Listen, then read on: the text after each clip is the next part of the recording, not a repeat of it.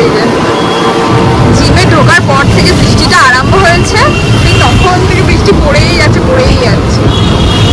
যাই হয়ে যাক, আজকে শপিং করতে যেতেই হবে, আমাদেরকে কেনাকাটা করতে হবে, কিচ্ছু কেনা হয়নি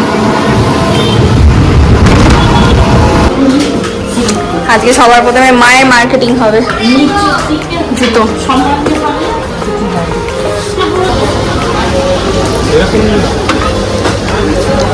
লালটা কি পছন্দ।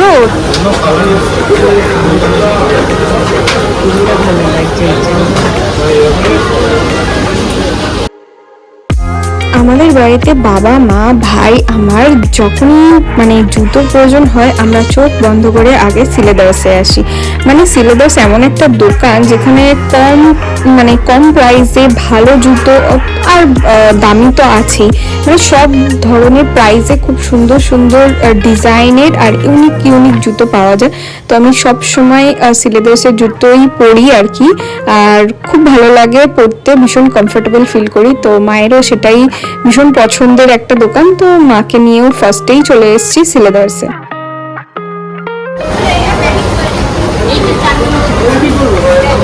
তোর কিছু পছন্দ হচ্ছে নাকি? কিছু নিবি? আর এখানে ছেলেদের জুতোও তো আছে নাকি?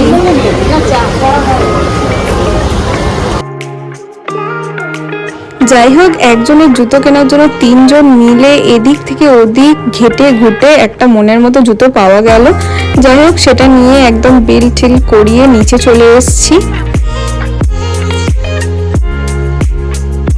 সত্যি বলতে ঘরে বসে বৃষ্টি উপভোগ করাটাই বেশি ভালো লাগে এই রাস্তাঘাটে বেরিয়ে। আর সব থেকে বড় জিনিস হচ্ছে পুজোর সময় মার্কেটিং করতে বেরিয়ে যদি বৃষ্টি হয় খুবই বিচ্ছিরি লাগে। যাই হোক, তো মায়ের তো জুতো কেনা হয়ে গেছে, এবার চলে এসেছি ভাইয়ের জামা প্যান্ট কিনতে। আমাদের শ্রীরামপুর যে মার্কেটটা রয়েছে না সেটা অনেকটা বড়, মানে একদিকে ছেলেদের পুরো পরপর দোকান থাকে, একদিকে মেয়েদের পরপর দোকান থাকে।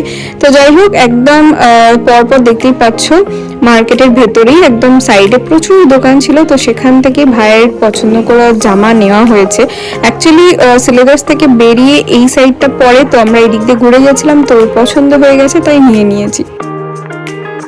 তোমাদের হয়তো বারবারই বলছে আমার কোনো জামা কেনা হয়নি, আমার কোনো জামা কেনা হয়নি। হ্যাঁ সত্যি, মানে এই মায়ের সাথেই শপিং করতে বেরিয়েছি দুর্গাপুজোর ফার্স্ট। তো আর এই ভিডিওতে না আমি একদম আমার কি শপিং করেছি, মানে আমি কোন দিন বেরিয়ে শপিং করেছি, তো সেই সমস্ত ভিডিওগুলো আমি একসাথে তোমাদেরকে শেয়ার করব, পুরো পুজোর শপিং ভ্লগ। প্রায় 9টার সময় মার্কেটিং করতে এসেছি, আর সেদিনকে যেহেতু বৃষ্টি পড়ছিল তো একদিকে ভীষণভাবে আমরা মানে কি বলবো ফাঁকা পেয়েছি, খুব ফাঁকা, তোমরা দেখতেই পাচ্ছ কয়েকটা সবে লোক যাচ্ছে আর রাস্তাঘাট পুরো ফাঁকা। এখন যদি বলি মানে একদম পুজোর 2-3 দিন আগেই আর কি প্রচণ্ড ভিড়, সেটা আমি তোমাদের পরের ক্লিপগুলোতে দেখাচ্ছি যে কি মারাত্মক ভিড়। দুর্গাপুজোর সময় নিজে একা শপিং করি বা অন্য কারোর সাথেই আসে না কেন, মায়ের সাথে তো একদিন আসতেই হবে। যাই হোক, শপিং কমপ্লিট হয়ে গেছে, ভাইয়েরও কেনা হয়ে গেছে, তাই মাকে বললাম একটা দোকানের রোল খেতে, মা বললো রোল খাবে, আর আমি আর ভাই এই বৃষ্টির দিনে চলে এলাম মোমো খেতে। শ্রীরামপুর এলে এই দোকানটা থেকে আমি মোমো খাই আর কি, ভীষণ ভালো করে। শ্রীরামপুরে বলতে গেলে মোমো আর এই ফুচকার দোকান প্রায় ঘুরে ঘুরে আমার প্রত্যেকটা দোকানেই খাওয়া হয়ে গেছে ফুচকা আর মোমো। ভাই এখানে ফার্স্ট টাইম খাচ্ছিল, তো বেশ ভালোই লেগেছে বললো, আর স্যুপটা না অসাধারণ করে। তোমাদের সাথে হয়তো কয়েকটা ক্লিপই শেয়ার করতে পেরেছি মানে শপিং ব্লগের, তার কারণ হচ্ছে কিছু সময় তো মানে ভিডিও করা যাচ্ছিল না, এত মারাত্মক ভিড় ছিল। মানে একটা মলেতে গিয়ে একটা জামা কিনলাম কি দুটো জামা কিনলাম, আর বড় একটা লাইন, মানে কাউন্টারে এত লাইন যে কি আর বলবো, সেই দেখে তো মানে শপিং করার ইচ্ছাটাই মরে যায়। ভাই বোনের খাওয়া তো কমপ্লিট হয়ে গেছে, তারপর গেলাম মায়ের কাছে, তখনও গিয়ে দেখি মা রোল খাচ্ছে আর কি।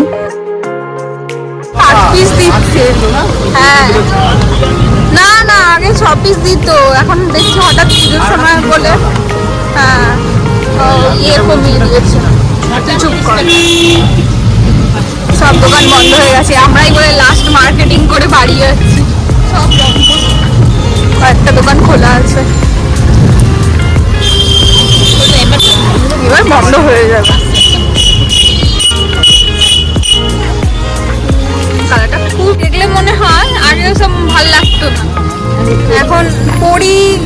দেখলেই মনে হয় নেই।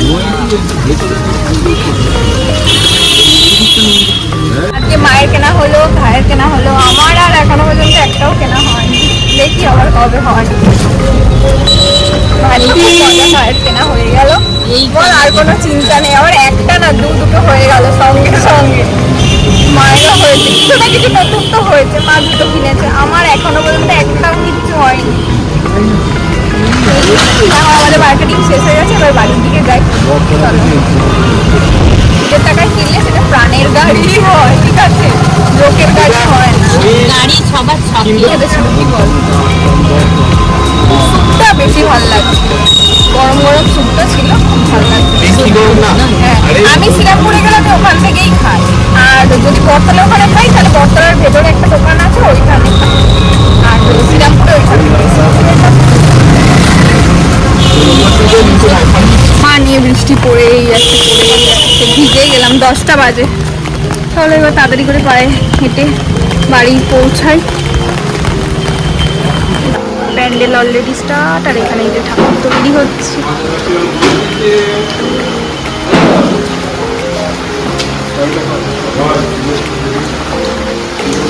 বছর এখানকার ঠাকুরের মুখটা এত সুন্দর করে যে কি বলবো, মানে ভীষণই সুন্দর করে ঠাকুরের মুখটা, দেখার মতো হয়, এত ভালো সুন্দর হয়। আর এখানে মানে এখানেই তৈরি করা হয়, যেটা তোমাদেরকে দেখো এখানেই তৈরি হয়।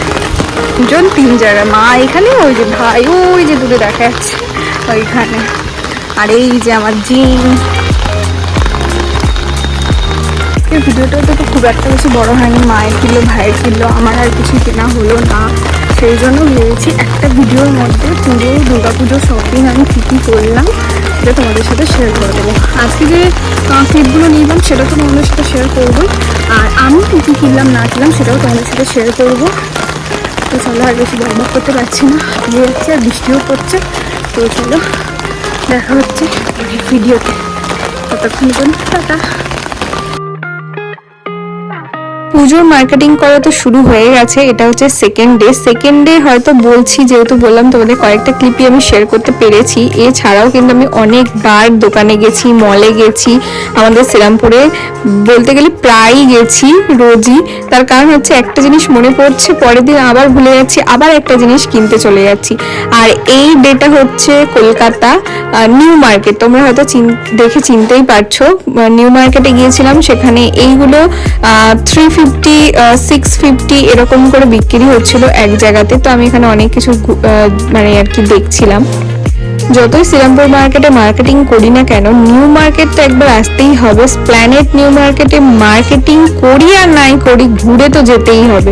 তো এটা একদম বাধ্যতামূলক একটা জায়গা আসার জন্য, মার্কেটিং করার জন্য। তো চলে এসেছি, আর সেদিনকে আমরা যখন গিয়েছিলাম প্রায় ভালোই ভিড় ছিল।